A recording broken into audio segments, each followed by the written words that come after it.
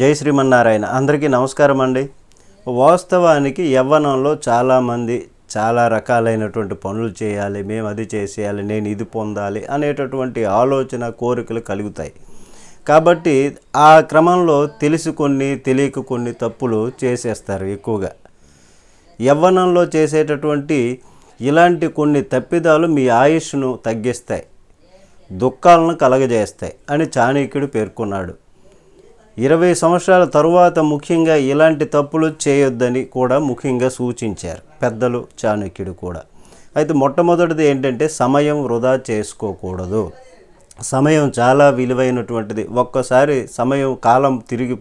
కాలం పోతే తిరిగి మరల కాలం రాదు. కాబట్టి వృధా చేయవద్దు. సమయాన్ని వృధా చేసేవారు జీవితాంతం అనేకమైనటువంటి కష్టాలను ఎదుర్కోవలసినటువంటి పరిస్థితి వస్తుంది. అలాగే జీవితంలో విజయం సాధించలేరు. ఇట్లాంటి వాళ్ళు జీవితంలో విజయం సాధించాలి అనుకుంటే సమయం వృధా చేయకుండా సమయానికి విలువిస్తూ ఆ సమయంలోనే మనం కావలసినటువంటి పనులు చేసుకుని సమయ పాలన ఈ విధంగా చాలా ముఖ్యంగా పాటించగలిగితే విజయం దానంతట అదే వస్తుంది. ఇక రెండవది సోమరితనం. ప్రతి పనికి స్థిరంగా ఉండాలి. మీరు మీ పనిని సమయానికి చేయండి. ఇది జీవితంలో విజయ అవకాశాలను పెంచుతుంది. సోమరితనం వల్ల ప్రతిదీ ఇబ్బందికరంగానే ఉంటుంది, మారిపోతుంది తర్వాత జీవితంలో.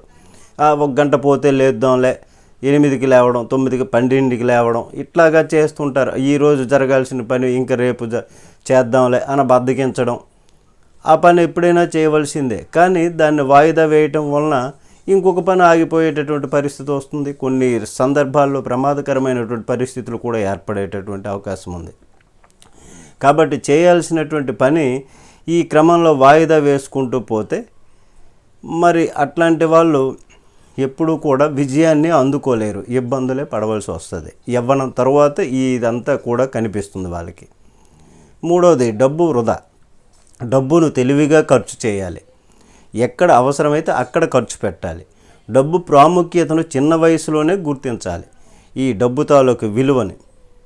అలాగని సహాయం చేయొచ్చు, కానీ అవసరం లేని చోట దుబారా చేసేస్తూ ఫ్రెండ్స్ వచ్చిన చోట 1000 రూపాయలతో పోయే ఖర్చు 10,000 రూపాయలు ఖర్చు పెట్టడం, ఇట్లాగా కొన్ని అవసరం లేనటువంటివి వాటిని గుర్తించుకోవాలి. చిన్నతనం నుంచి అలవాటు చేసుకోవాలి. భవిష్యత్తులో వచ్చేటటువంటి కొన్ని ఇబ్బందికర పరిస్థితులు వస్తాయి, సంక్షోభాలు వస్తాయి. డబ్బు ఉపయోగపడుతుంది అప్పుడు ఈ డబ్బు.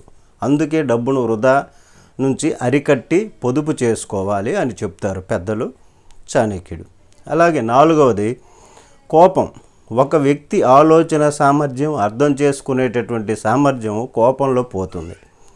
ఒక వ్యక్తి ఎదుటి వ్యక్తి ఎటువంటి వాడు అన్నటువంటిది ఆయన వ్యక్తిత్వాన్ని మనం అర్థం చేసుకుంటే మనకు ఎంత కోపమైనా కానీ అట్లాంటి వ్యక్తి మంచివాడు, ఆయన మీద కోపం ఏంటి అని కోపం తగ్గించుకునేటటువంటి అవకాశం కలుగుతుంది.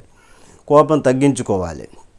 కానీ 20 ఏళ్ళ తర్వాత స్పందించేటప్పుడు, మన జీవితంలో చూసుకునేటప్పుడు, ఆలోచించేటప్పుడు చిన్న వయసులోనే కోపతాపాలు ఎక్కువగా నియంత్రించడం అంత సులభం కాదు. కానీ దానికోసం యోగా, ధ్యానము, ఆధ్యాత్మికము, దైవనామస్మరణ ఇట్లాంటి వాటి సహాయం తీసుకుంటే కోపంతో చేసే పనులు భవిష్యత్తులో మిమ్మల్ని ఇబ్బందులు పడేస్తాయి. కాబట్టి ఇవన్నీ కూడా ఈ ప్రవర్తన, యోగా ఇట్లాంటి చేసుకుంటూ పోతే అంతా కూడా శుభం జరుగుతుంది. ప్రతి విషయంలోనూ కూడా విజయాన్ని పొందుతాం. జై శ్రీమన్నారాయణ. నమస్తే అండి.